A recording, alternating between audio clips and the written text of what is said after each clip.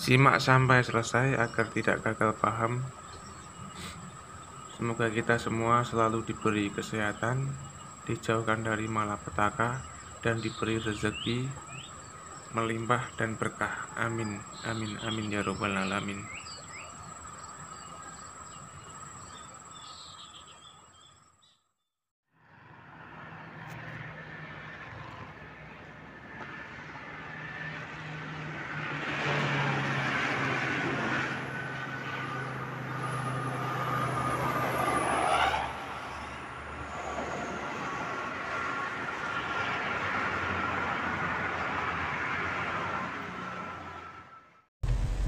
Ini penting saya utarakan sanad karena sebagian kesesatan fatwa itu juga karena nggak punya apa sanad. Soal orderan Mbak Idris balik kaulo untuk melawan fatwa tadi Malakat Eman Hukum, saya kayaknya tidak nuruti itu karena fatwa itu jatuh dengan sendirinya. Karena saya yakin nggak ada yang mendengar ya. Nak dilawan corong Jawa mari kumo luhur gitu. Karena pasti sudah jatuh dengan sendirinya. Karena kata Rasulullah SAW itu al halalu bayyinun wal haramu bayyinun. Jadi semuanya itu sudah jelas. Manusia itu diwatakkan untuk mencintai fitrah salimah. Sehingga dalam tradisi jahiliyah sekalipun ketika Rasulullah mulai dakwah, itu kata orang-orang Quraisy, Muhammad, kalau kamu ingin aneh-aneh itu karena ingin kaya, jama'na laka malan, kita kumpulkan harta, kemudian Anda jadi orang paling kaya. Kalau kemudian Anda ingin dari aneh-aneh itu mendapat perempuan, kata orang Arab jahiliyah sebelum ada Islam, kata mereka juga, zawwasnakaha, maka perempuan itu yang kamu cintai, kita akan mengkawinkan, menikahkan kau dengan dia. Artinya adatun nikah itu adat yang dahulu. Dan mulai dulu yang namanya nikah itu melibatkan wali, melibatkan keluarga. Makanya di antara pujian tiba berjanji terhadap keluarga Rasulullah SAW adalah tarakus sifaha falam yusibhum ma'aruhu min adami wa ila abihi wa ummi. Sehingga sifah ini yang definisinya ya jelas, nikah definisinya juga apa? Jelas. Kalau ada orang tertentu yang belum jelas definisi itu sudah dibawa awam lagi. Sudah tidak awam tok, tapi sudah di bawahnya, di bawah nol. Sehingga nggak usah dilawan orang-orang yang punya nilai kayak kita ini. Jadi, karena tadi zaman jahiliyah saja, jika Muhammad kamu ingin aneh-aneh itu, ingin nikah, zawwasnakaha, kita akan nikahkan kamu dengan perempuan yang kamu inginkan itu. Nggak ada dalam satu riwayat pun yang dikatakan maka saya sewakan atau saya bookingkan, tidak ada. Semua redaksi zawwasnakaha. Itu artinya ada seremonial akad yang bernama apa? Nikah. Makanya dipuji tarakus sifaha falam yusibhum aruhu min adamyu wa ila abiyo. Kemudian dalam fikih juga dikatakan nikahul jahiliyah adalah sah, tidak perlu ditajdid.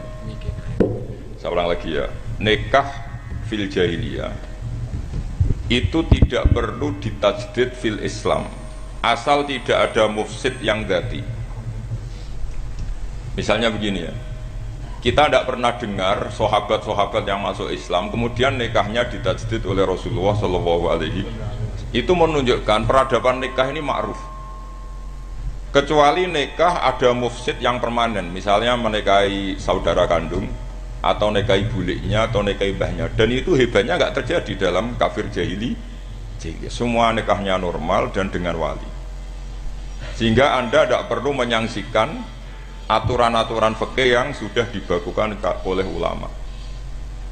Jadi nggak usah risau sama. Pokoknya sampean yakin saja ja'al haqqu wa zahaqal batil innal batila kana zahuqa. Nah kemudian ini yang makalah yang saya siapkan begini. Sekarang Indonesia itu dikepung oleh paham-paham keras. Sebetulnya untuk menghadapi paham-paham keras itu yang paling hebat tentu ilmu. Dalam banyak cerita, banyak saksinya juga. Pernah, ini masyhur sekali cerita ini. Saya Sya'rawi itu ketemu orang ekstrim yang mau ngebom orang-orang Islam sedang main di bar. Dugem lah kira-kira gitu. karena di dunia Allah kok maksiat tok, ini baiknya mati aja daripada hidup, daripada ngelak-ngelak bumi gitu. Terus ditanya sama si Syarawi, kalau betul mereka jadi mati, aina masiruhum, lalu mereka mati terus kemana? Dijawab oleh ekstremis tadi, ya ilang karena mereka matu fi hinil maksiyah, mati ketika maksiat. Terus jawabnya si Syarawi, lalu kalau mereka ke neraka itu keinginan Rasulullah apa keinginan kamu? Apakah pernah Rasulullah itu berkeinginan umatnya mati masuk neraka? Ya enggak. Ya sudah, kalau itu tidak keinginan Rasulullah jangan lakukan. Itu kan satu ilmiah yang luar biasa. Rasulullah tidak pernah ingin umatnya mati dalam keadaan siap masuk neraka. Makanya tidak usah mati pas itu ya. Bener MC tadi, kalau mati milih tanggal dan milih tempat. Ya itu diantara pujian-pujian yang masyhur tuh, yang dulu sahabat ada yang muji Rasulullah itu, khuliqta mubarra'un min kulli aibin faka'an nama khuliqta kama tasya. Jadi itu sebenarnya makalahnya sahabat, tapi yang untung Mustafa aktif karena dapat uang banyak dari nyanyi. Jadi itu sebenarnya makalah normal dari pujian seorang sahabat, tapi yang untung Mustafa aktif. Mungkin yang untung juga pengundangnya karena ternyata abadi ya. Tapi itu makalah itu dah. Nah cerita Imam Syarawi tadi, Syarawi Syarawi Mutawali Syarawi ya. Mufassir itu. Saya punya kitabnya itu 27 jilid. Saya sebagai peneliti itu ya ndak tasdek amat karena saya butuh adit, butuh penguat itu. Dan penguat itu pula yang saya bawa ke sini. Ya ini saya baca terjemahnya dulu, nanti saya baca Arabnya supaya dapat barokahnya Rasulullah SAW sebagai Jami'ul Kalim. Nabi pernah didatangi seorang bedui. Bedui itu Arabi, orang kampung. Minta sama Nabi, karena Nabi itu udah orang kaya, tentu kira-kira saya bayangkan ya dikasih 50.000 atau 10.000. Si Arabi ini tidak terima, dan tidak terima ngomong di depan umum.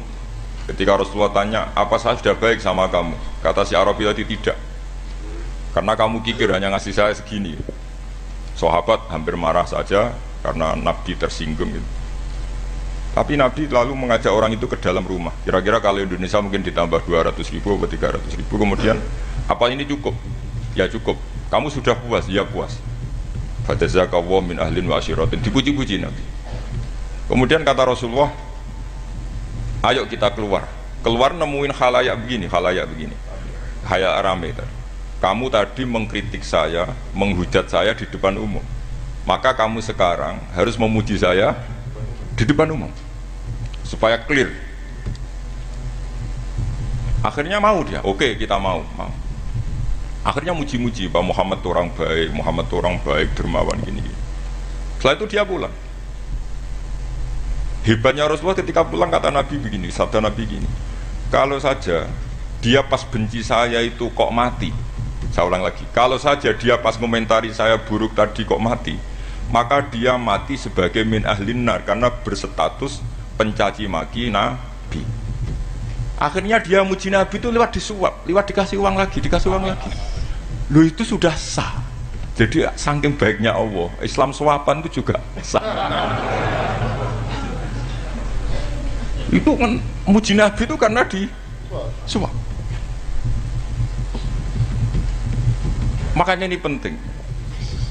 Sehingga dalam khazanah Islam itu memang agak aneh-aneh. Jadi di antara ceritanya dalam hukum-hukum Islam itu ada orang fasiknya minta ampun, tapi minta karena iman sama hadis bahwa nanti kalau ada orang mati disaksikan orang dua, apalagi kalau 4 min ahlil jannah, maka dia min ahlil jannah. Itu dia fasiknya minta ampun, nyewa orang. Nanti kalau saya mati bilang saya orang baik. Betul. Setelah dia mati bayar. Ini baik. Satu kampung nggak ada yang percaya ini saksi bohong. Tapi sama Allah diampuni karena kesaksian suapan ini. Lalu berarti jenengan ngalalo suap ya ndak, saya ada ngalalo suap, ngalalo sedekah. Karena sekarang kalau ada caleg bayar katanya sedekah. Ya sedekah terpaksa. Ini penting saya utarakan karena apa? Allah itu menilai itu tidak sama dengan pikiran kita. Makanya kubu sebelah ini terlalu ekstrim, memaksa Allah berpikiran kayak dia. Satu karena kurang ngaji, nomor dua ya tadi emosinya lebih tinggi ketimbang intelektualnya. Ini penting saya utarakan. Ternyata orang yang nyuap tadi apa nilainya plus, yaitu dia iman sama dawuh Rasulullah Shallallahu Alaihi Wasallam. Kalau yang namanya saksi itu penting, cuma dia mendapat cara itu lewat suap. Tapi kan iman. Iman kalau dawuh Nabi itu benar, kalau ada saksinya pasti min ahlil jannah. Terus dia nyari saksi harus dibayar, ya dibayar. Sekarang sama iya 1 juta. Sekarang saya tanya di KPPS atau di mana-mana saksi pemilu itu dibayar enggak? Dibayar sah apa enggak? Sah. Jadi kadang kebenaran itu harus dibayar. Ini penting saya utarakan karena ada orang perempuan cantik dirayu, digaji supaya main di niklab, dibayar jadi orang maksiat. Lalu mungkin ada ustadz gaji dia, bayar dia supaya mondok. Gak tahu terusannya apa, terus dibayar apa enggak tahu saya. Pertanyaannya, ketika kamu bayar kemudian jadi santri, itu kamu dosa nyuap apa dosa sodako membiayai proses kebenaran? Sodako. Tapi kalau yang bayar untuk jadi pegawai klub maka membiayai kemaksiatan. Maka pembiayaan ini penting secara fikih. Arahnya kemana? Ke hak apa ke batil? Sehingga di Fathul Mu'in diterangkan, misalnya ada orang layak jadi pemimpin dan kemudian rivalnya itu orang yang menyesatkan atau calon perusak bangsa.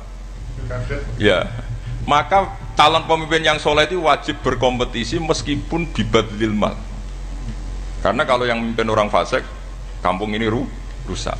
Kalau yang memimpin orang soleh, kalau nggak bayar juga nggak jadi. Maka wajib bayar. Lah yang soleh bayar ini berstatus sedekah, tapi yang batil ini berstatus suap. Kenapa demikian? Karena yang namanya riswah atau ada yang baca ruswah adalah pembayaran untuk mengehakkan barang batil dan membatilkan barang hak. Sementara pembiayaan orang soleh adalah untuk memperkuat hak. Nah orang tuh nggak tahu, yang ngajinya tidak hatam-hatam tuh taunya pokoknya ar-rosi wal murtasi benar. Tapi nggak pernah mikir lalu definisi riswah atau ruswah itu apa. Ini bukan provokasi supaya semua calon bupati gubernur nyuap, enggak, hanya nyuruh mereka sedekah saja. Jadi kalau nggak jadi, tapi sedekah betul ya, kalau nggak jadi ya tapi ikhlas ngomong dari awal memang sedekah. Lah soal gremeng ya bawaan manusia gitu ya. Ya nggak apa-apa, namanya tetap gremeng. Ini penting saya utarakan, makanya menurut saya itu bangga dengan Pak Hamid karena sepupu mbah saya itu karena alimnya.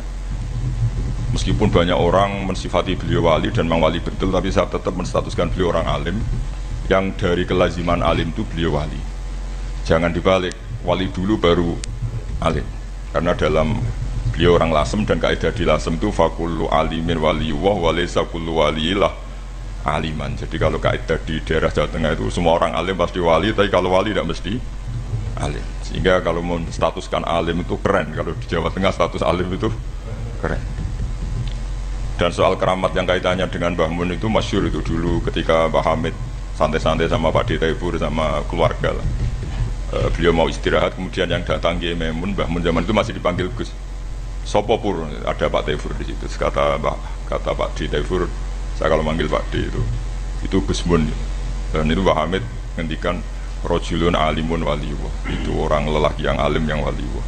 Jadi beliau muji Mbah Mun juga alimun dulu, rojulun alimun wali. Ini penting saya utarakan karena kesanatan keilmuan beliau jelas dari beberapa keluarga di Lasem. Karena di daerah Fakhriyah itu yang tempat lahirnya Pak Hamid juga lahirnya mbah saya. Itu mbah-mbahnya sudah orang alim, termasuk Kiai Sidik Jember itu juga lahirnya di kawasan pondoknya Pak Hamid Fakhriyah. Kemudian Kiai Sidik punya anak yang namanya Ahmad Sidik yang jadi apa? Rois Al yang sekarang ada Gus Firjon macam-macam, itu semuanya juga keluarga Lasem. Nah saya cerita keluarga ini penting bukan karena tafakhur atau tabai, bukan, karena Allah itu membuat satu tradisi besar memang lewat dzurriyyah.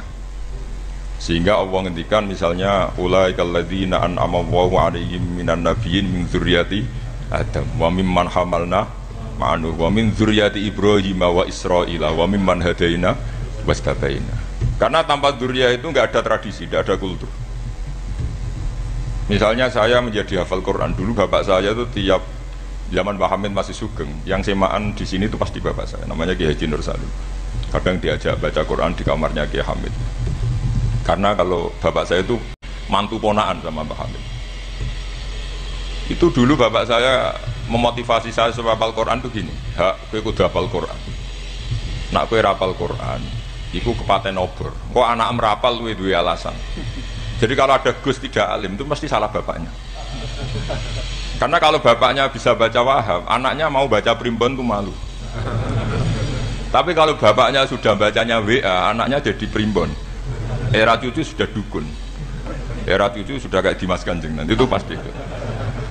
Karena nggak ada rasa malunya. Tapi kalau bapaknya alim, baca Wahab misalnya, juga kona'ah, anaknya juga itu figurnya. Terus cucunya juga gitu figurnya. Makanya disebut zuriyatam ba'duha min ba'd. Ini penting. Dulu Mbah Mun itu sering ngijazahi saya itu persis ijazahnya bapak, ijazahnya Mbah Hamid. Kalau punya amplop itu ya dibeda-bedakan, ini amplop dari tamu, ini dari pejabat, ini dari orang fakir. Sehingga penggunaannya juga sesuai itu. Tidak serampangan.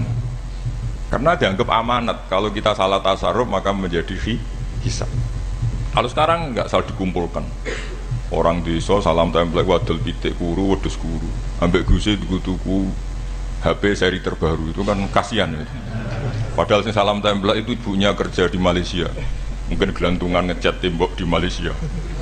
Hasil salam template digugus tuku HP terbaru itu kan nggak imbang. Nah digo tuku tasbih kan sumbut. Ini bukan nyindir tapi ngamuk. Jadi ini penting karena semuanya itu ada hisabnya. Walatus alun yauma idzin anin naim. Karena tradisi ini harus kita teruskan ala qadril istithaq. Karena itu nanti yang mengawal ilmu. Kemudian termasuk tradisi mengakui santri goblok, ini penting. Itu enggak ada santri sebarokah santri goblok. Makanya dulu Mbah Mun, Mbah Hamid, Kiai alim itu kalau sama santri goblok ya tidak benci. Enggak kayak sekarang semua orang bikin sekolah unggulan. Sekolah unggulan itu kritik saya hanya memproduksi orang-orang yang nantinya mendapat.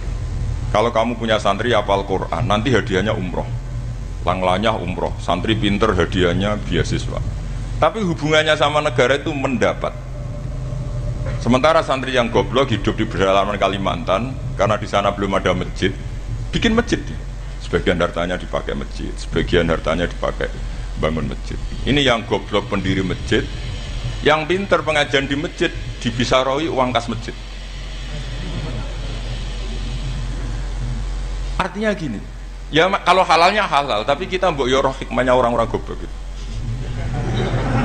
Supaya kita tetap ngaji Rabbana ma khalaqta hadza batila. Semua ini ada gunanya. Subhanaka ma khalaqta. Jadi semuanya ada gunanya. Maka bagi santri-santri yang goblok tolong nanti saya di-Fatihai karena saya ini pembela Anda. Lo yang ngomong biar saya karena saya terkenal santri pinter. Kalau yang ngomong sampean goblok kan nggak ada yang percaya. Oh, padune padha gobloke kan gitu. Yang ngomong harus saya. Saya itu niru Rasulullah SAW. Nabi itu kalau ada santri bakat pinter itu diwaris sak surat usung nang mulai pinter. Banyak itu. Balighu anni walau ayah, ada sahabat ngaji hanya diajari idza zulzilatil ardu, sudah kamu pulang, sudah pinter. Karena betul. Sekarang coba dia ngenangan, ada santri alim alamah, mungkin bakasnya furu'iyah, gimana hukumnya Jumatan jumlahnya itu 40 kurang atau 40 pas imam. Kemudian ada yang batal satu, hukumnya gimana? Dia mikir furu'iyah. Sementara yang goblok, dia di desa tertinggal gak ada masjid. Piye caranya dia masjid? Ini bikin aslul ibadah, yang sini sudah khilaf tentang yang gak penting. Jadi orang goblok kadang lebih keren. Akhirnya apa? Duriannya yang goblok nanti jadi orang alim alama ngekholi wong goblok karena pendirinya biasanya orang pati pinter. Itulah Allah Subhanahu wa taala. Ada bikin sesuatu itu sia-sia. Nah, saya ini korban ilmu itu. Akhirnya santri saya banyak yang enggak jelas. Ya, tapi ya saya terima saja. Saya santri itu macam-macam. Ada yang profesor, ada yang doktor, ada yang goblok, ada yang baru tobat kemarin. Ada yang Cina lagi senang ahli sunnah wal jamaah, macam-macam. Semuanya ngaji sama saya. Karena saya tetap berkeyakinan Rabbana ma khalaqta hadza batila. Ini penting saya utarakan karena khazanah kita ini jangan digerus oleh orang yang tidak bertanggung jawab. Pernah ada di hadis Muslim, ini cerita di Sahih Muslim. Ada seseorang sedang sujud kemudian diinjek oleh orang fasik. Saya ulang lagi, diinjek. Rokobahnya yang diinjek itu rokobahnya. Lehernya itu diinjek sama orang fasik.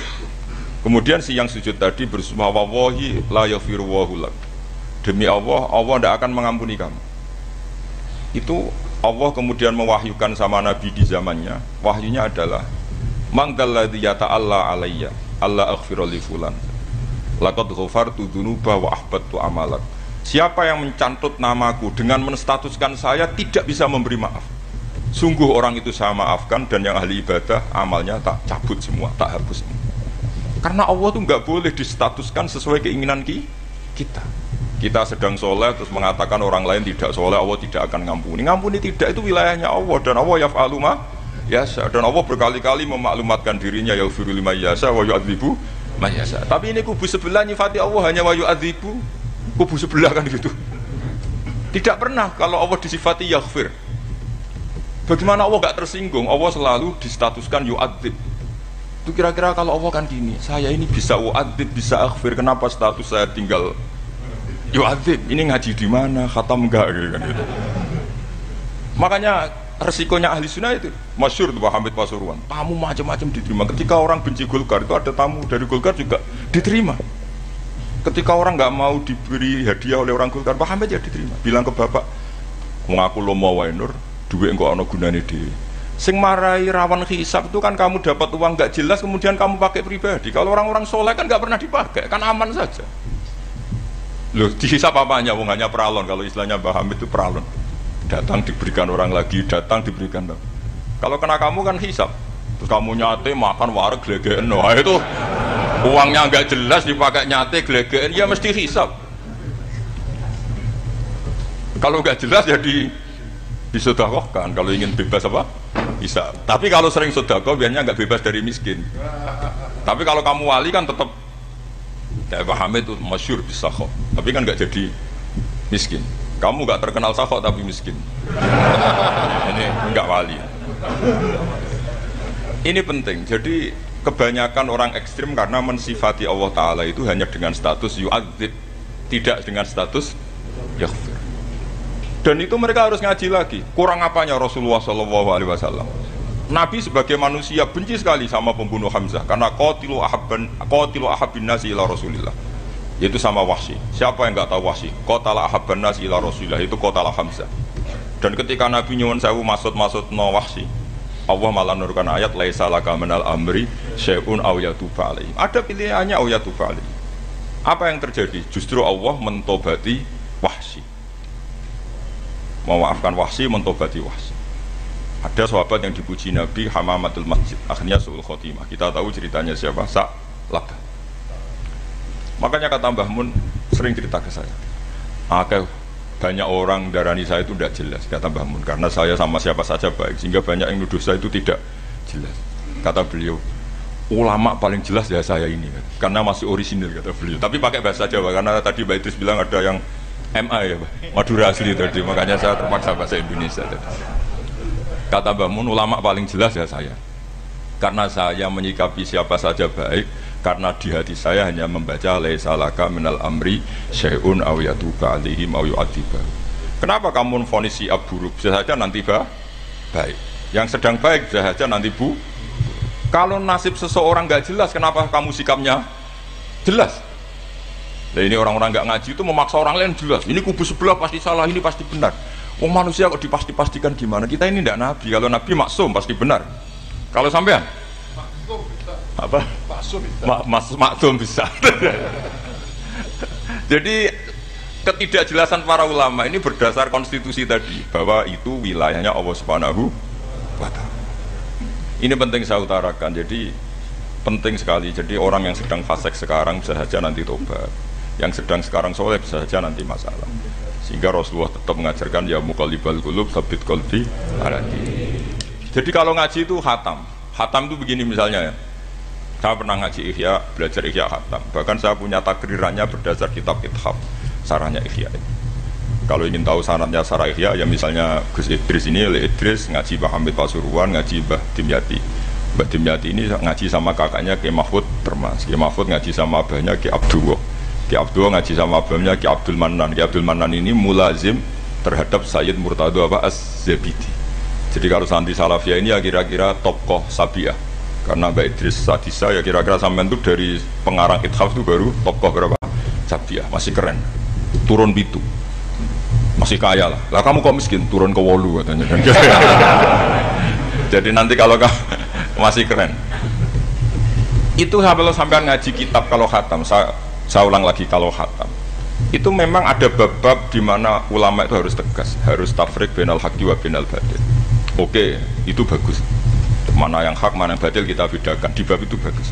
Tapi kalau nanti kamu ngaji bab tawadhu, lihat di Bidayatul Hidayah atau di semua kitab tasawuf, bab tawadhu itu, kalau melihat kamu orang kafir, kamu melihat orang apa? Kafir. Ini aso ma'akufri, ini maksiat wajar dia kafir. Saya ini muslim kok maksiat. Fadam bi akbah, maka dosa saya lebih buruk. Melihat orang tua, mesti ada aksaru ibadatan. Ini lebih tua, pasti ibadahnya lebih banyak. Nanti kalau melihat anak kecil, ada asgharu minni sinnan, pasti maksiatnya banyak saya. Sehingga terus evaluasi gitu, sehingga nggak pernah takabur. Misalnya di sini, saya ini kan gayanya keren, duduk di atas sampai di bawah. Gayanya tok, hakikatnya sampai lebih sombong karena memerintahkan saya. Jadi panitianya itu, makanya saya merasa tawadhu saja meskipun berdiri, karena hakikat saya ini makmur, diperintah.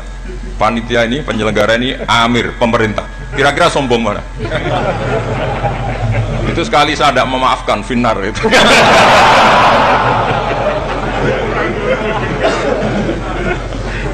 Tapi insya Allah tak maafkan. Iya masih insya Allah. Jadi ini penting. Jadi mbok ya orang-orang yang ekstrim itu mikir keinginan Rasulullah SAW itu umatnya meninggal dalam keadaan baik. Makanya benar tadi, notulen tadi, kalau doa, kalau ingin mandi itu memang harus ada jadabnya. Tapi yang asli loh ya, jangan gaya-gayanan. Ya asli betul loh, yang nggak khilaf memang asli.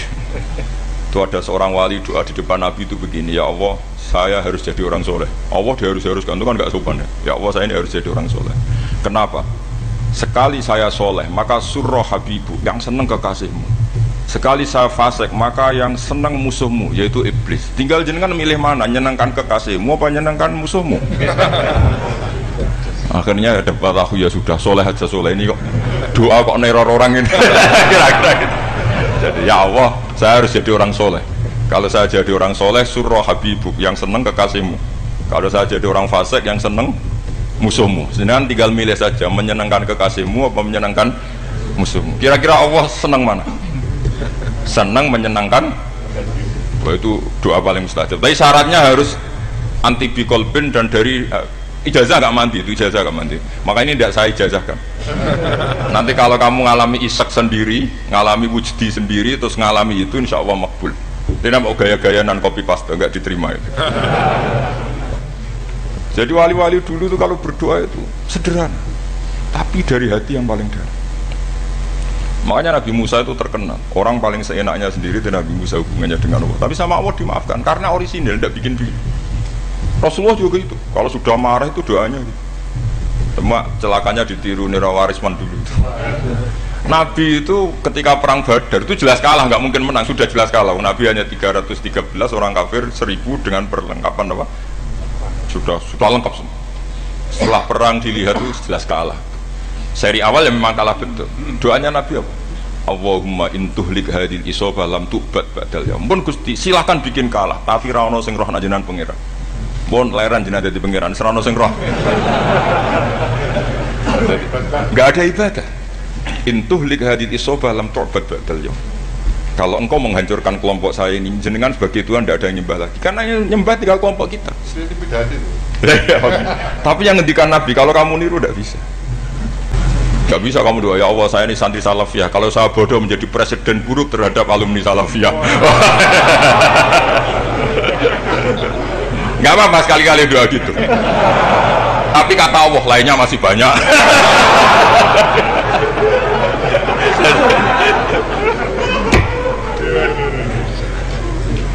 Tapi itu syaratnya tadi harus ada al-wujdi wasima. Jadi makanya Imam Ghazali punya kitab al-wujdi wasima. Karena ada masrob, ada syarab. Jadi wali ngikuti para nabi itu ada masrob, ada syarab. Sehingga perasaannya itu beda. Saya punya sekian contoh, makanya tadi saya bilang di sini yang cerita nanti tak baca Arabnya ya tabaruk dengan jamil apa kalim. Jadi Nabi menyontohkan gini ya, hubungannya Nabi dengan umatnya itu kata Rasulullah ibarat orang punya unta atau sapi yang susah, yang sarodat itu berat. Kalau bahasa sini apa begitu? Yang larat ya Pak? Melayu. Terus orang-orang lain ingin membantu, kubu sebelah ingin bantu, tapi ketika mereka ingin bantu malah unta ini tambah lari karena asing. Semua selain pemiliknya ini kan bagi unta itu asing, jadi mau dibantu ditangkap tambah lari karena ini orang asing semua. Ngajinya agak jelas, asalnya agak jelas, tapi mau ikut umat Islam ini asing semua. Akhirnya kata Nabi yang punya unta itu didatang, kemudian ngambil rumput, terus unta itu dipanggil, kemudian unta itu ngikuti. Kata Nabi, ibarat saya seperti itu.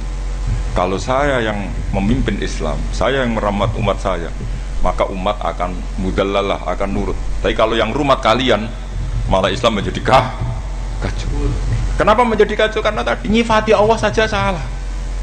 Orang Islam baik dihukumi kafir hanya karena tahlilan, hanya karena manakiban dihukumi kafir. Sekarang inginnya Nabi orang menjadi muslim apa kafir? Inginnya Nabi orang menjadi muslim apa kafir? Muslim.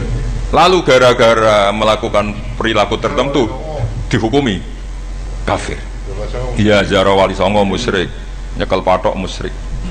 Katanya minta sama mayit. Padahal saya andekan jadi mayit itu diziarahi sampean nggak seneng.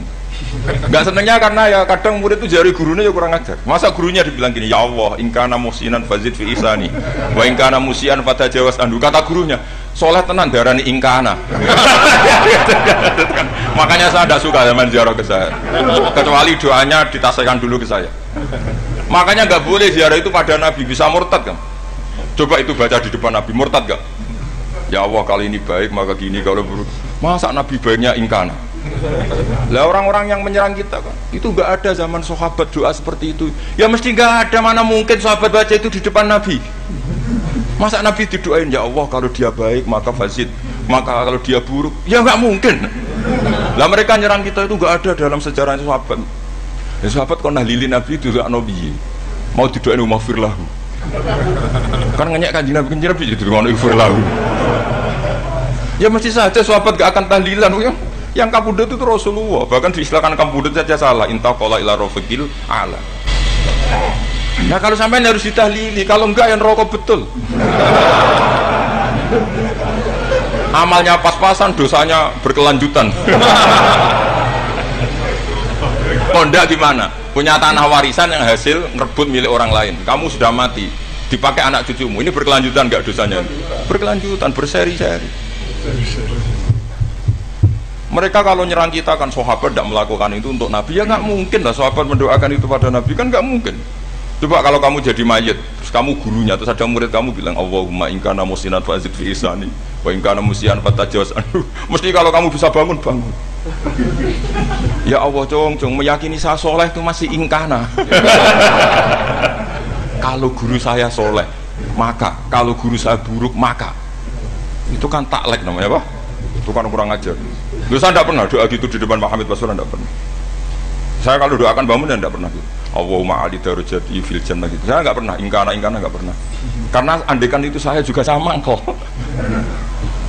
Cuma kalau ada orang doa di bangun gitu ya karena orang lain ya tak biarin. Tapi saya ada bilang amin, ya biarin aja sudah. Tapi kalau santri sarang nggak usah lah doa ya apa. Ingkana kok.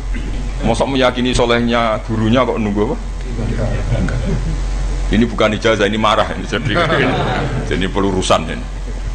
Saya ulang lagi, ngaji itu harus khatam. Pentingnya khatam tadi, kalau di bab tafriq bainal haqqi wa bainal batin, seakan-akan kubu sebelah ini benar karena tegas. Tapi kitab itu tidak hanya bab itu, juga ada bab tawadhu. Di bab tawadhu itu, misalnya kita melihat orang kafir, ini wajar maksiat kan dia kafir. Masa saya mukmin maksiat? Dan ini kafir bisa saja nanti husnul khotimah, saya muslim bisa saja su'ul khotimah. Sehingga tetap tawadhu. Melihat yang lebih sepuh ini aksaru ibadatan minni, melihat yang kecil asghar berarti aqallu maksiatan minni, sehingga melihatnya itu tawadhu. Jadi kalau di bab tawadhu semuanya orang itu mungkin. Nah di sini Rasulullah SAW mengajarkan ketika malaikat Jabal bilang, Muhammad, orang yang mendustakan kamu saya tungkepi gunung biar mati semua. Kata Rasulullah, saya berharap keluar dari tubuh mereka min aslabihim, dari keturunan mereka orang-orang sing mukmin. Sudah karuan kafir saja Nabi tidak berhenti berharap, jangan-jangan nanti keturunannya mukmin. Dan itu betul.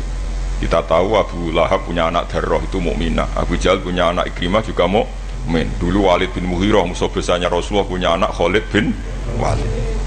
Sekarang orang-orang yang abangan gak hafal Quran, kadang anaknya hafal Quran lewat program PTPG, kadang yang hafal Quran malah anaknya ndak hafal. Makanya kalau pas wisuda sampai bingung, gurunya itu sampai nangis. Kenapa nangis? Ini anaknya orang gak hafal Quran tapi sudah hafal, saya gurunya ndak hafal kata. Lah kenapa bisa jadi hafid? Karena guru sewaan kata. Itu banyak sekali. Ini penting saya utarakan supaya ekstremitas itu berkurang. Logika-logika yang dibangun ulama itu ngikuti riwayat. Agama itu ngikuti riwayat, bukan sekedar akal. Saya punya contoh ketika kitab Ihya menutup kitabnya, yaitu Imam Ghazali. Itu ada dua orang. Ini di akhir kitab Rojak dan dipakai menutup kitab Ihya sebagai rojaknya Imam Ghazali. Ada dua orang min ahli nar dipanggil sama Allah. Ini sekaligus ijazah, kalau ini ijazah betul. Yang dipanggil ke surga itu masih muqayyad dan biangkalil jahim, masih muqayyad, masih dibelenggu sama atribut neraka. Terus sama Allah ditanya, piye jong kabarin rokok? Wah syarro makan dan kustinun rokok jenang takok, sekarang ra enak jen. Terus kata Allah, ya sudah kamu kembali ke sana karena kamu memang orang fasik. Itu lari, semangat mau ke neraka. Ini ijazah. Semangat disuruh kembali ke neraka itu semangat lari. Allah tanya, loh dong kenapa kamu semangat? Ya Allah, saya ini sudah kapok. Dulu ketika di dunia kamu perintah, engkau perintah, saya tidak semangat. Maka kali ini jenengan perintah saya semangat. Karena saya sudah kapok. Setiap engkau perintah saya tidak lari semangat ke neraka. Nah barokahnya semangat masuk neraka ini, kata Allah, ya sudah kamu di surga saja. Maka ijazah nanti kalau ada pengumuman silahkan masuk neraka, kamu harus lari sekencang-kencang. Karena itu perintah Allah apa? Yang ketika kita di dunia kalau diperintah males-malesan. Kalau kamu diperintah sholat subuh jamaah kan males-malesan. Dan itu menjadi kita masuk neraka. Sebagai kafarah itu ya Allah, karena ini perintah engkau, saya tidak males-malesan lagi. Wis ngebalikin rokok, lari semangat. Allah akhirnya harus dimaafkan. Panggil lagi, sudah di surga saja. Barokahnya semangat masuk neraka. Nah, ini ijazah ini. Ya diterima ya. kok enggak semangat terima ya. Yang kedua enggak. Sudah kamu kembali ke neraka, pelengahan gitu. Enggak semangat. Allah dilihat terus enggak semangat. Kenapa kamu toleh? Ya Allah, saya tidak pernah ngira ketika engkau manggil saya ke surga, kemudian engkau kembalikan lagi ke neraka. Ya sudah di surga saja, barokahnya husnudzon. Jadi ini ijazah, kamu milih dua itu, milih yang mana terserah. Artinya apa? Logika kamu itu tidak mesti masuk apa yang dilakukan oleh Allah Subhanahu wa Ta'ala. Itu logika kamu kan tidak masuk, tapi Allah yaf'alu ma yasha. Ini penting saya utarakan. Nah tapi orang-orang ekstrim itu maunya nyifati Allah hanya status yu'adzim, yantakim, jabbar, kohar. Sifatnya Allah Ta'ala itu 99. Kenapa apa kamu hanya satu? Jadi tetap saja menghadapi fenomena seperti ini tetap laisa laka minal amri syai'un aw yatuba alaihim aw yu'adzib. Sehingga setahu saya Mbah Mun, Mbah Hamid Pasuruan, guru-guru kita, habaib yang alim-alim itu melihat tamu macam-macam ya dilayani semua. Karena ini ngadepi fenomena sosial yang semuanya tidak jelas. Kalau nggak jelas apa? Ya kita bisanya berharap karena afdolul ibadah itu intidharul farad. Kalau belum Islam sekarang kita harapkan nanti. Kalau bapaknya enggak kita harapkan anaknya. Kalau anaknya belum kita harapkan cucunya. Karena agama ini limangka nayarjuwo hawal yaumal akhir. Agama ini bagi yang terus berpengharapan, bukan bagi yang putus asa.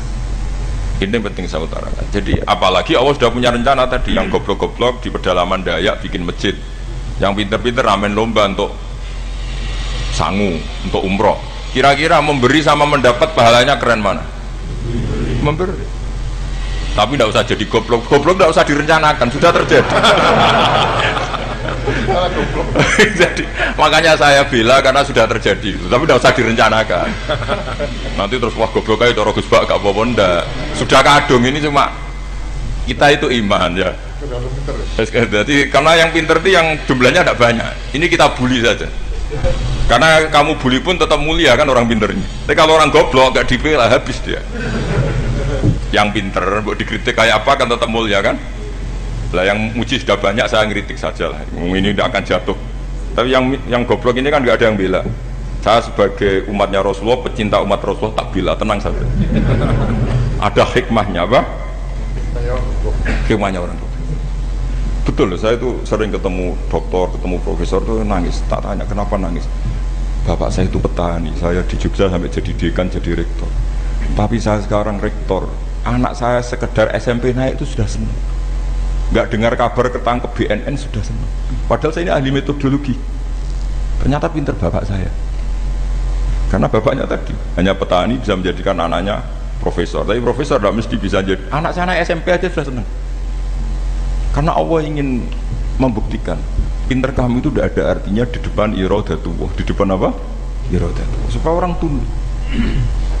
Lu coba yang jadi ulama tabi'in itu rata-rata abnaul mawali. Anaknya budak yang dimerdekakan. Karena Allah seperti itu. Ada yang tokoh yang tadi zuriyatam ba'duha min ba'd, itu harus kita jaga. Saya termasuk orang yang ditakdir punya mbah-mbah alim, itu juga harus dijaga. Yang enggak alim peluangnya masih banyak. Banyak sebanyak-banyaknya. Asal tadi lewat jalur sregep, dan kalau bodoh ngaji saya nanti. Tak ajari robbana ma khalaqta hadza badi. Karena ayatnya gitu, min dzurriyyati Adam wa mimman hamalna ma'anu wa min dzurriyyati Ibrahim wa Israil. Terus terakhir ditutup wa mimman hadaina wajtabaina. Itu umum. Tidak jalur nasab, siapa saja yang hadaina wajtabaina. Ini penting saya utarakan, jadi ini sebagai penutup tak baca teks Arabnya supaya kita dapat barokah jami'ul kalim. Karena sebarokah-barokahnya bahasa Jawa atau bahasa Indonesia masih barokah bahasa Arab. Cuma kalau tidak saya terjemah dulu, nanti saya baca ini kamu amin amin dikira doa aja sih.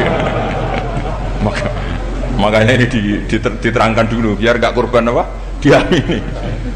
Karena saya ini pernah Jumatan di satu kampung, imamnya itu sepuh.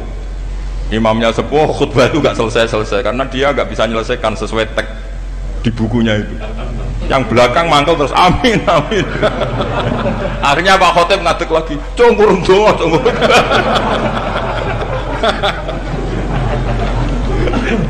Ini masih teks Arab atau yang belakang sudah apa?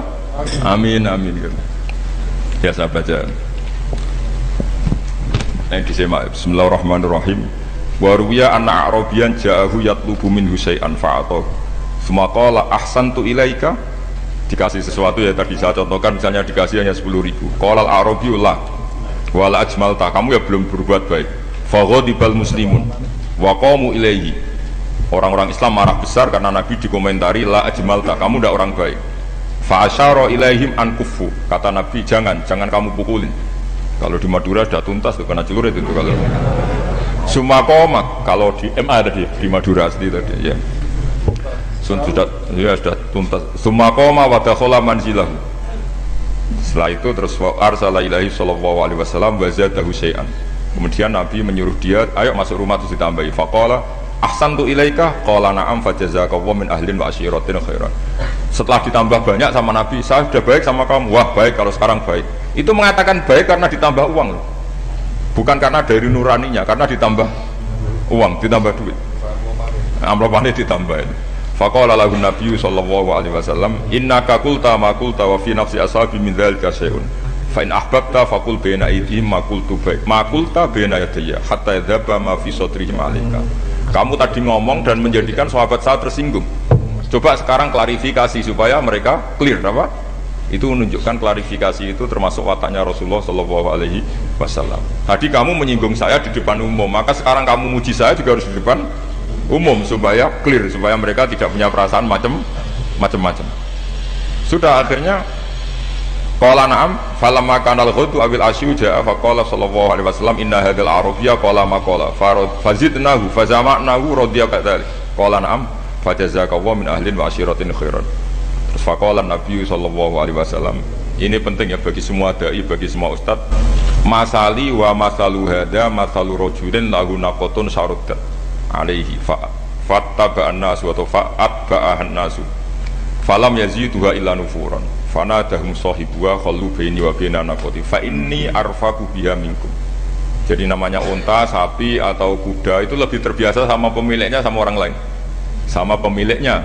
Kalau orang lain ikut bantu ketika berat malah tambahlah lari. Sama kiai sama umat tuh, kalau kiai kan punya syafaqah sama umat, maka ininya umatnya dimaafkan. Tapi kalau kubu sebelah ininya mengkafirkan, mendosakan, membid'ahkan, itu bisa diharap nggak umat mau kembali, malah lari. Makanya saya pernah ngalami ini serius. Ada orang tukang ngafir-ngafir orang NU gitu. Di majelis, satu majelis dengan saya. Singkat cerita semua NU pinter. Waya jamaah zuhur itu waya sholat. Ayo jamaah, aku gak sholat. Kenapa? Kafir sholat, gak wajib mengkafir sholat. Tidak usah kafir, sholat saja. Mereka itu kan omongannya ta'arud, mengkafirkan kita tapi mewajibkan kita sholat. Sholat wajib gak bagi orang kafir? Gak wajib. Berani gak mereka mengatakan yang dikafirkan tidak perlu sholat karena sudah kafir? Berani gak kira-kira? Gak berani. Jadi omongan mereka itu paradoks semua, karena memang gak pernah ngaji. Gak pernah apa? Gak pernah ngaji. Ngajinya betul-betul gak pernah khatam tadi. Ya, jadi kata Rasulullah, fa inni arfaqu biha minkum wa a'lam fatawajjaha baina yadayha fa akhudalaha minkum mil ardi faradda hatta ja'at wastana wa shadda 'aliya rahlaha wastawa 'aliya wa inni law taraktukum ka qawli terus ya sudah seperti itu. Faradda hatta ja'at wa shadda 'aliya rahlaha wastawa 'aliya wa inni law taraktukum saat terus itu walhasil itu terusannya hadis itu, kalau saya membiarkan dia dengan keyakinannya tadi mengkritik saya dan dia mati maka dakhalan. Jadi intinya gini, seneng Nabi dibayar itu sah. Seneng Nabi dibayar itu sah. Seneng Nabi dibayar itu sah. Jadi ya kalau ada maulid terus kiainya ngasih makan-makan itu menjadi seneng Nabi karena ada Bukharinya, itu juga sah. Ono zaitune sah. Terus kiainya seneng karena untuk amplop juga sah. Jadi ini sudah ini sama-sama sah. Karena untuk kebaikan selalu sah. Makanya mungkin begini. Ya, habis dua kajian di sini mesti ada sarapannya pertama. Iya. Kopi dan sarapan ngaji pagi. Jadi orang datang ingin sarapan tidak apa-apa. Tidak apa-apa, sah itu. Sah. Sayyid Muhammad juga gitu, kalau ada orang ngaji dikasih uang juga sah.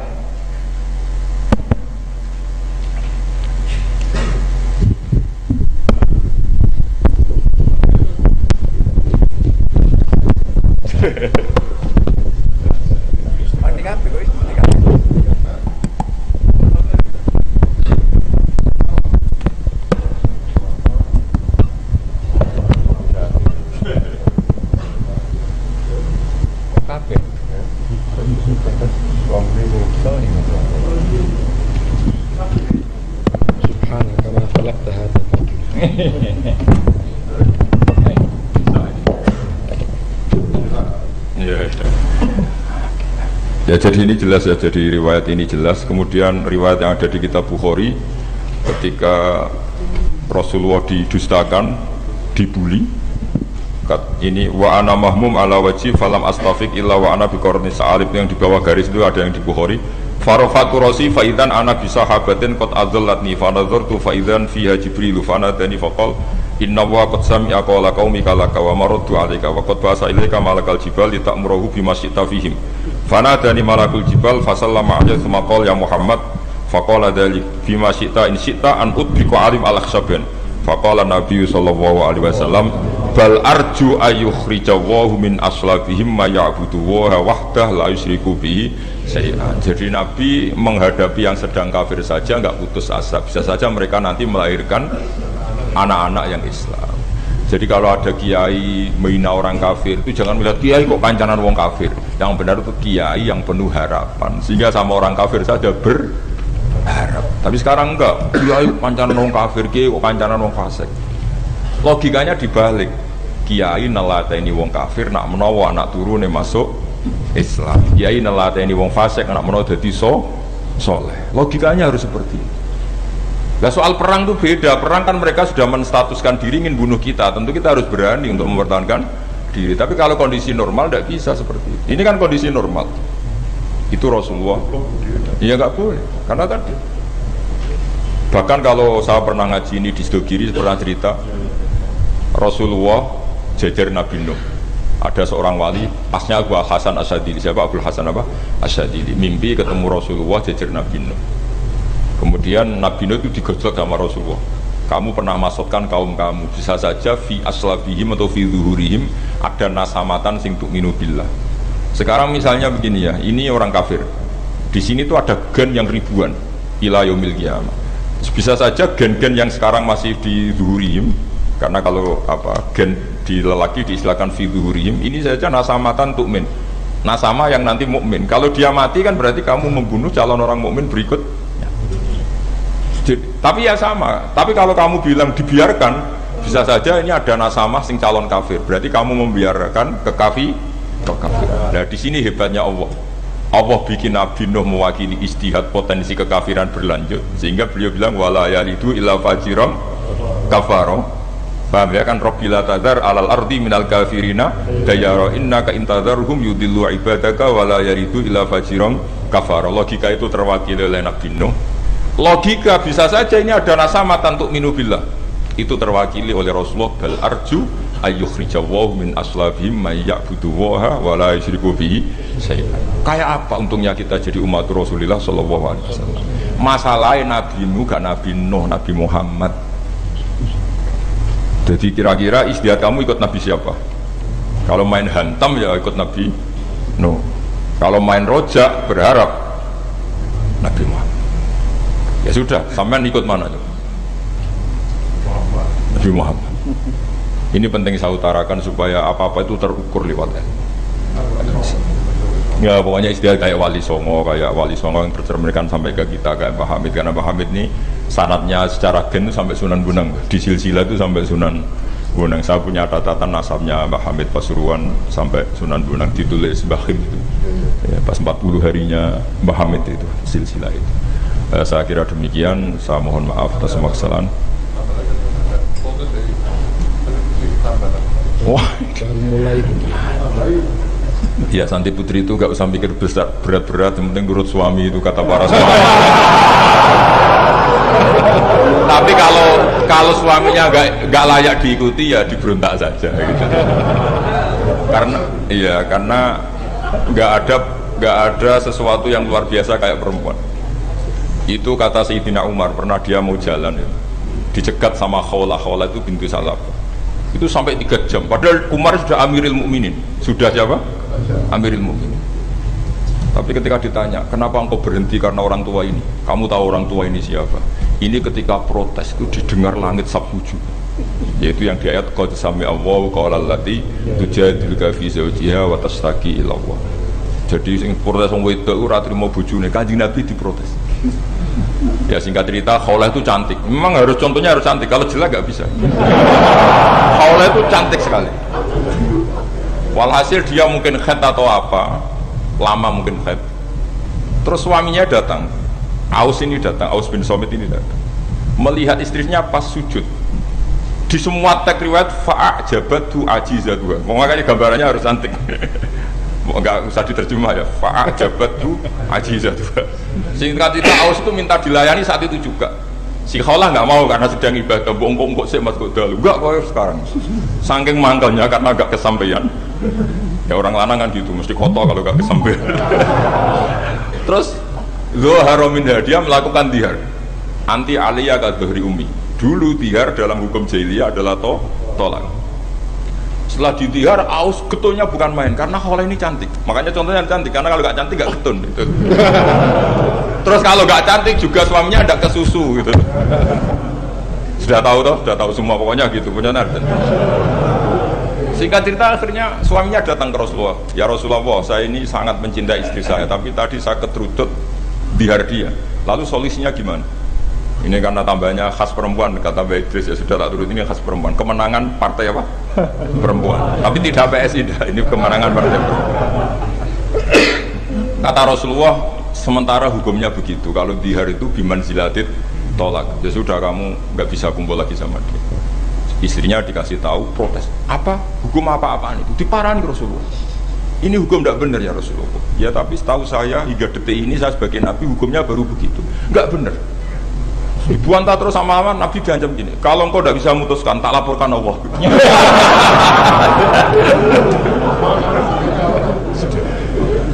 Akhirnya ini pulang betul, pulang sujud, sholat, lapor sama Allah. Dan ketika lapor sama Allah, ya Allah ini tidak fair. Lapornya tuh jorok sekali. Qad nasartu lahu batni, akala sababi wa nasartu lahu batni. Akala sababi, muda saya sudah dihabiskan sama suami saya. Wa nasartu lahu batni, tidak usah diterjemah. Tapi ketika saya sudah tidak muda, sekarang saya mau diceraikan lewat apa? Jihad. Terus wa innali aulad, dan saya ini punya anak banyak. Indomam tuhum ilayya jauh. Kalau saya rawat pasti mereka kelaparan. Karena saya miskin, saya seorang perempuan. Tapi wa indumam tuhum ilaihi do'u. Nak tak elokno bapak mesti ditinggal wayo. Wah kira-kira gitu. Wayo gerutu sendiri. Akhirnya Allah jawab bahwa dihar itu tidak tolak. Lah akhirnya Nabi manggil dia, panggil perempuan tadi. Padahal Nabi gak dengar, itu di kamarnya sendiri perempuan tadi. Terus qad sami Allahu qala allati tujadiluka fi zawjiha wa tashtaki. Itu semua teks ya tujadilu. Allah mendengar perempuan, lati itu perempuan tujadil kasih madoni kowe Muhammad. Dan ada tiga di padunung itu enteng, Nabi saja dilabrak. Wes susah perempuan tuh repot. Nabi dilabrak. Sampai jadi surat Mujadilah. Makanya saya kalau baca Mujadilah dan baca Mujadalah, ini kaitannya dengan tasrif. Jadalah, yujadilu, mujadalah. Dan karena sekali nggak bisa tasrif, nggak sah jadi mufassir. Ya jadi kalau kafaru ya kafiru ya takfirun. Iya kira-kira kan gitu. Fa'ala yufa'ilu ya tafilan, jadalah yujadilu mujadalatan. Jadi kalau mujadalatan itu masdar, karena ini subjek pelaku mujadilah, jadi boleh mujadalah bisigotil masdar, boleh mujadilah dengan sigot isim fa'il. Karena wanita pembantah Nabi itu didengar oleh Allah. Makanya ayasma'uha Rabbul Izzah min fawqi sab'i samawat walam yasma'aha Umar. Allah saja mendengar dari langit 7, masa Umar gak mau mendengar? Jadi makanya kalau Umar macam-macam, orang nyewa khaulah, kamu yang ngomong. Lagi-lagi dengan Assalamualaikum warahmatullahi wabarakatuh.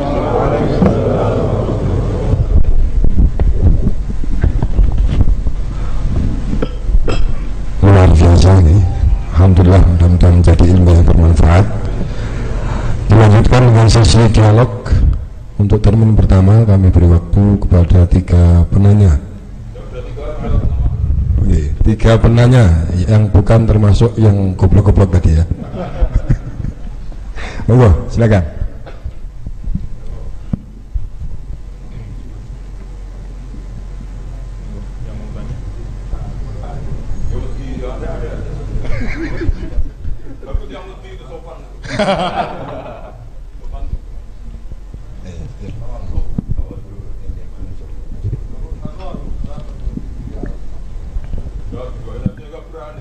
Monggo maju yang hendak bertanya, monggo. Silakan. Ada?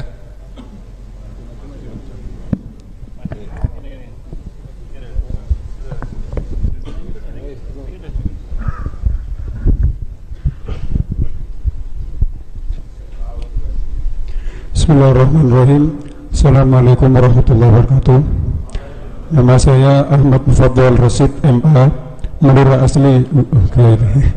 Sebenarnya pertanyaan saya, dalam sektor sosial dan politik, kenapa kita menyaksikan para praktisi dakwah memiliki berbagai pandangan yang saling bertentangan dan berjauhan? Atas jawabannya terima kasih. Yang kedua monggo.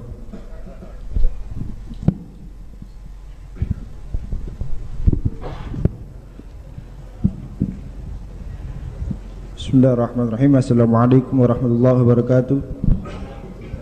Nama saya Ahmad Syarif Hidayatullah. Pertanyaan, bagaimana cara menyikapi beda pemahaman dan pengamalan dalam Islam di Indonesia? Bagaimana cara menyikapi beda pemahaman dan pengamalan dalam Islam di Indonesia? Wassalamualaikum warahmatullahi wabarakatuh.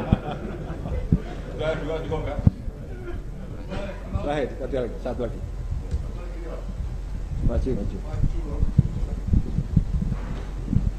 Assalamualaikum warahmatullahi wabarakatuh. Nama saya Syafril.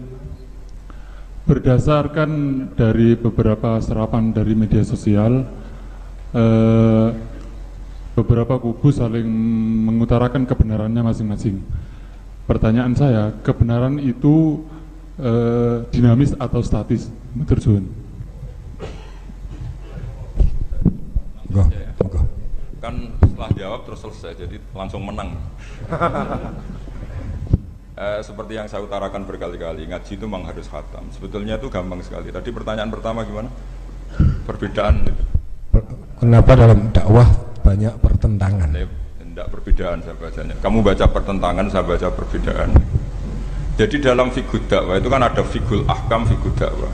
Sebetulnya itu gampang sekali kalau kita insaf.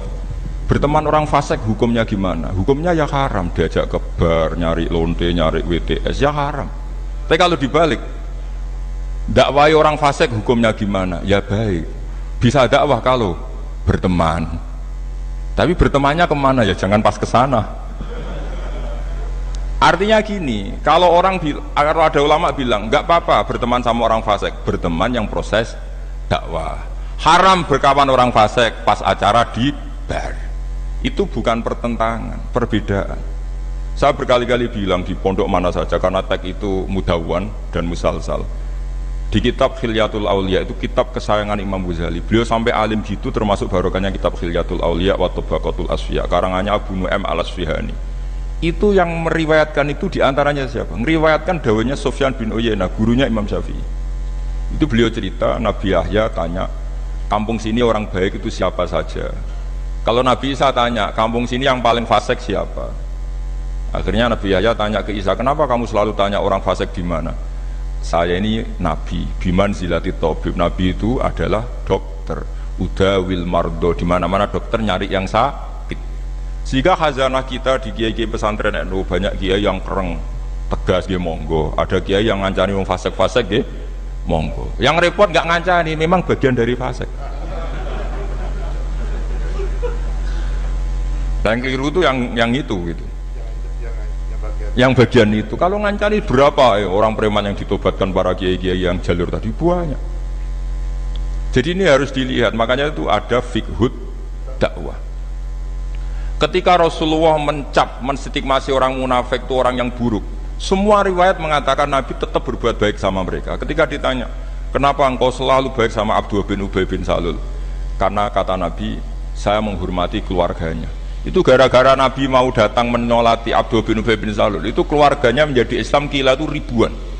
Karena betapa baiknya Rasulullah jenenge Muhammad, orang seburuk itu masih beliau datang. Nah ketika beliau datang, ini konteksnya apa coba? Konteksnya kan farqu bainal haqqi wa bainal batil, jelas enggak beliau datang di rumahnya orang fasik. Kompaknya adalah konteksnya ya ta'allafuhum, supaya mereka merasanya nyaman. Nah yang merasa nyaman ini nanti jalurnya fiqhud dakwah. Makanya ada fiqhul dakwah, ada fiqhul ahkam. Ya gampang saja caranya tadi, milah-milah tadi. Ada orang fasik, saya berkali-kali fatwa di mana-mana. Ada orang mati karena oplosan misalnya. Kiai-kiai itu sebaiknya harus separuh datang, separuh enggak. Kalau semuanya datang nanti dikira matinya kayak matinya wali, karena semua kiai datang. Tapi kalau kiai ini tidak datang, kadang seorang yang mati oplosan itu ibunya mukminah, solihah, kadang ikut jamaah majelis taklim. Bapaknya juga soleh, keluarga besarnya soleh. Kalau tidak datang, lalu kita tidak menghormati keluarganya. Akhirnya kiai-kiai dicapelek. Terus yang ngurus jenazah orang fasik juga. Akhirnya didusi beara, terus diadep nongetan. Nah, ketika mereka punya cara sendiri, didusi pakai arak, diadep nongetan, yang disalahkan Allah juga kita. Gara-gara kita tidak datang, nggak terlaksana syariat Islam. Nah, yang datang ini bukan bela-belain orang fasik, bela-bela ini terselanggarnya syariat Islam, yaitu mayat diperlakukan secara Islam. Meskipun akhirnya datang di matinya orang pakai oplosan. Makanya ada fiqhul dakwah, ada fiqhul ahkam. Dan pertanyaannya sama, kalau semua temanya sama. Yang kedua gimana? Itu kan sama semua sebab. Cara menyikapi beda pemahaman. Lah iya, beda pemahaman tadi. Rasulullah itu dekat orang munafik, tapi dalam rangka tarbiyah. Kadang yang sahabat yang sudah soleh dijauhi. Mergo cara Jawa mau nguyai segoro tahsilul hasil. Masyhur kan, Nabi punya uang banyak, yang baru Islam dikasih banyak, yang sahabat Ansor yang heroik gak dikasih apa-apa. Ketika ditanya Rasulullah, kenapa yang sudah Islam lama tidak kamu kasih?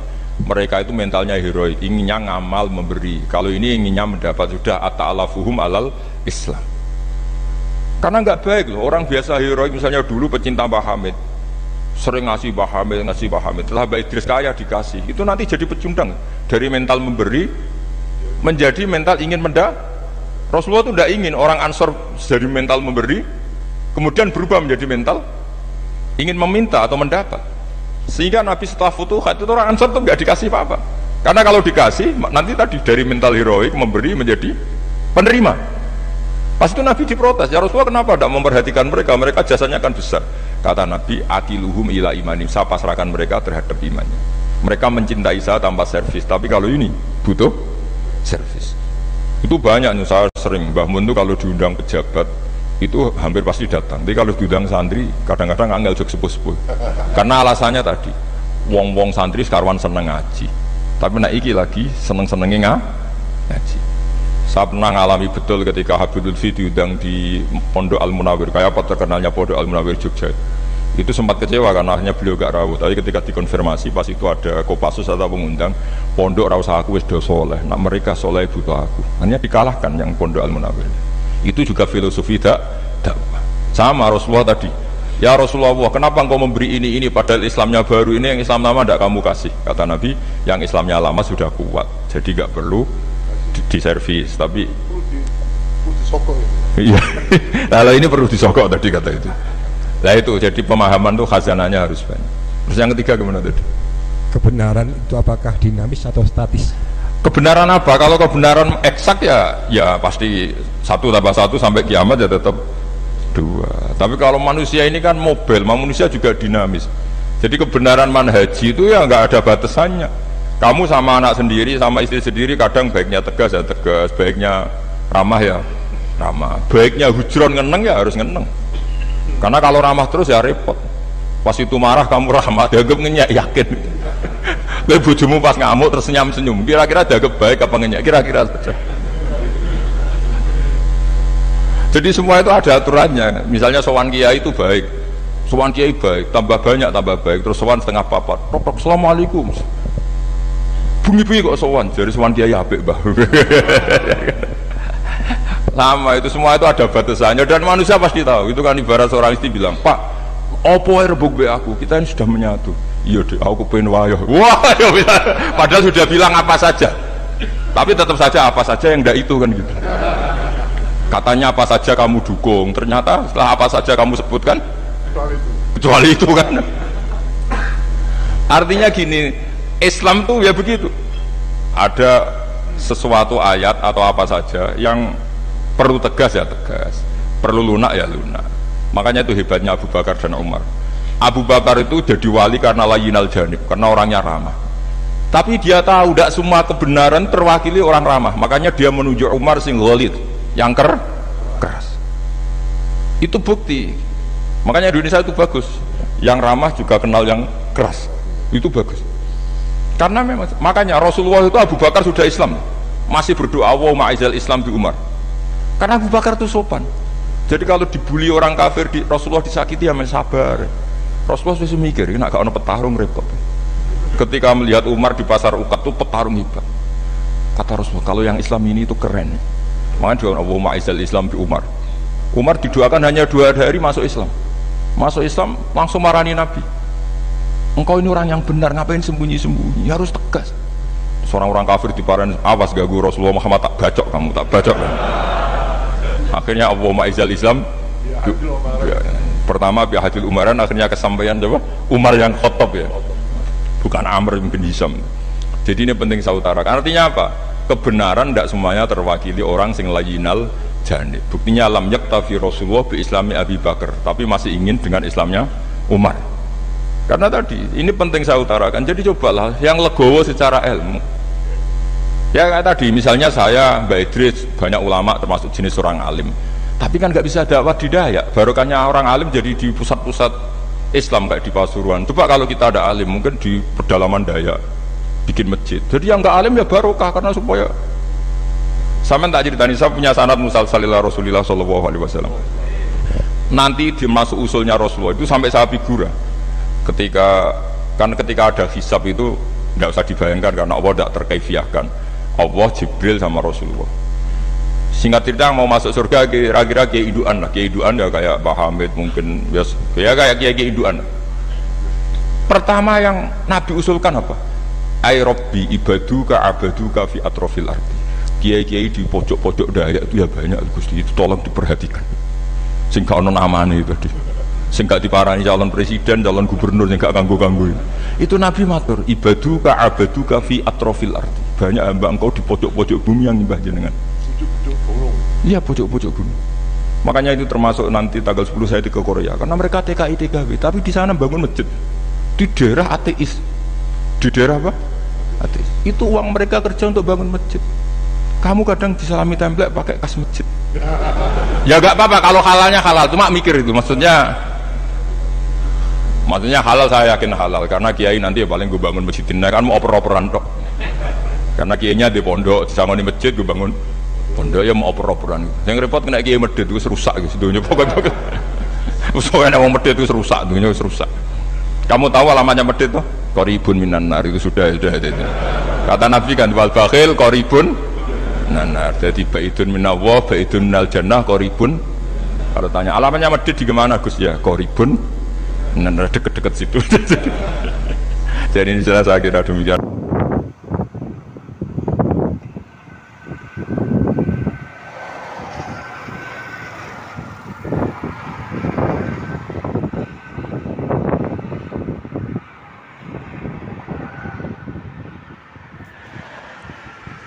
Oke, terima kasih sudah yang menonton video Gus Baha, pengajian Gus Baha. Terima kasih. Jangan lupa pencet tombol subscribe-nya. Tetap dukung selalu channel NU Nusantara. Demi kebaikan kita semua, kita share video-video pengajian Gus Baha. Oke, terima kasih.